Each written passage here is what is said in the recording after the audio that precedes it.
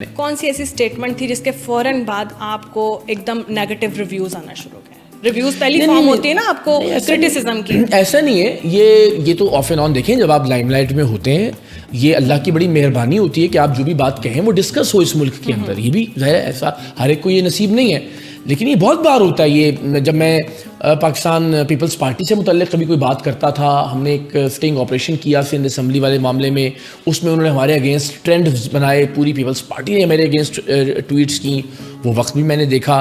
ہم نے نون لیگ سے بہت تنقید برداشت کی جب ہم ان پر کرٹیسائز کرتے تھے. خواجہ سعد رفیق صاحب جب وزیر ریلوے تھے میرے خلاف ایک ایف آئی آر ہوئی, پیپلز پارٹی نے مجھے جیل بھیجا, پیپلز پارٹی نے میرے اگینسٹ ایف آئی آر کی. خان صاحب کے دور میں انٹیلیجنس بیورو نے تشدد کیا, ان کے زمانے میں ہم نے وہ سارا کچھ جھیلا.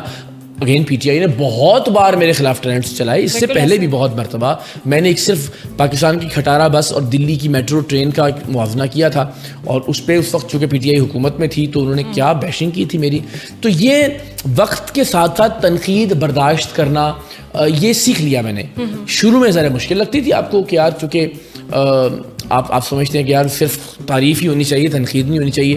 اور ویسے بھی بڑی بدقسمتی ہے اس ملک کی. میں آپ سے بھی پوچھتا ہوں ثنا کہ آپ بتائیے کہ پاکستان میں کوئی ایک آدمی کا نام لیں جو غیر متنازع ہے. عمران خان صاحب کو Noon League, Peoples Party, J U I سب مل کے برا بھلا کہہ رہے ہوتے ہیں. نواز شریف صاحب کو پوری پی ٹی آئی اور باقی لوگ, پیپلز پارٹی والوں کو باقی کے تمام لوگ. پی ٹی آئی کے اپنے اندر کوئی ایک ایسا آدمی نہیں ہے جس کو یہ خود گالم گلوچ نہیں کر رہے. ایسے ہی ہے.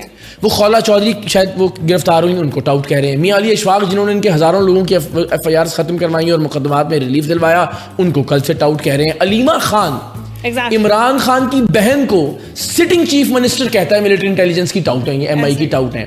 تو اگر اس بات سے گھبرا جائیں ہم کہ جی تنقید تو مجھ پر تو نہیں ہو رہی صرف تنقید, انہوں نے بدقسمتی سے وہ ماحول بنا دیا اس ملک کے اندر کہ جو بھی آپ کے مخالف کوئی بات کرے, آپ کے نظریے سے مطابقت نہ رکھتا ہو, آپ کے نظریے یا آپ کے بیانیے سے تھوڑا سا مختلف بات کرے, اس کو ٹاؤٹ کہہ کے جان چھوڑا لے.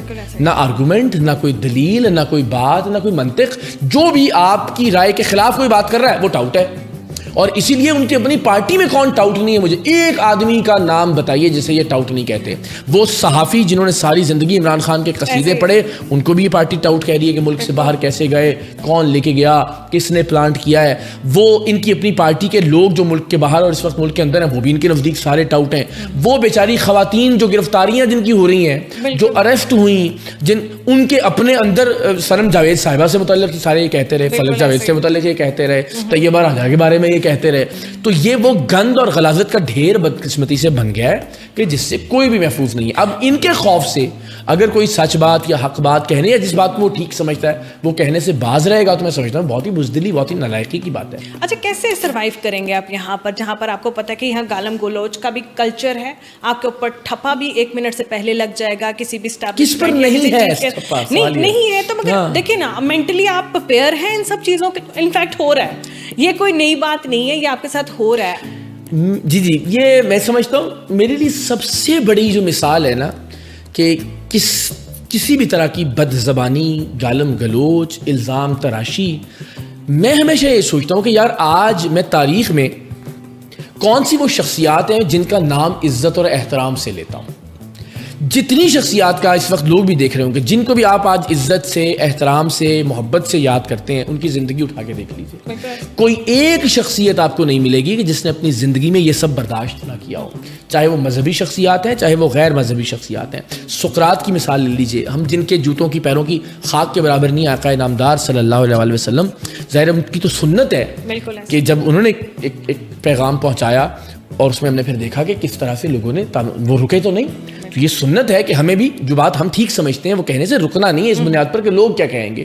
الزام ان پر بھی عائد کیے گئے, بہت بزبانی بھی کی گئی, بہت فزیکلی بھی بہت ساری ایسی چیزیں, اہانت کی گئی ان کی بات. تو میں یہ سمجھتا ہوں کہ وہ ایک ہم سب کے لیے مشعل راہ, ان کی ذات بابرکات, اگین جن کے جوتوں کی خاک کے ذرات کے برابر بھی نہیں ہے, تو ہم سب کے سامنے تو حوصلہ ملتا ہے اس سے.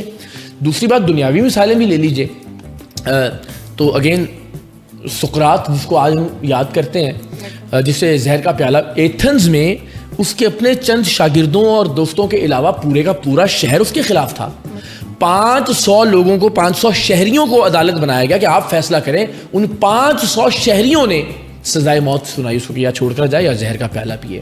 تو اگر ہم مثال لیں کہ آج اللہ نے جن لوگوں کو دنیاوی اور دینی اعتبار سے عزت اور تکریم دی ہے, ان سب کی زندگیوں میں یہ الزام تراشیاں, یہ بد زبانی, یہ بد تہذیبی ہوتی رہی, اور میرے لیے وہی میری طاقت اور تقویت کا باعث ہے. میں ان شخصیات کی طرف جب دیکھتا ہوں تو میں سمجھتا ہوں کہ سب کے ساتھ یہ ہوا, یہ ایک پیرامیٹر ہے کہ آپ کے پیغام کو, آپ کی بات کو انیشلی اگر ریجیکٹ کیا جا رہا ہے, آپ پر الزام لگائے جا رہے ہیں, دیٹ شوز کہ آپ ٹھیک کام کر رہے ہیں. صرف کنسسٹنٹ رہیے تو یقیناً آپ کا پیغام, آپ کی بات لوگوں تک پہنچتی ہے. اور یہ پیغام یہ تو نہیں کہ مجھے کچھ کیجیے, مجھے ووٹ دیں, مجھے وزیر اعظم بنائیں, میں لیڈر بنوں گا,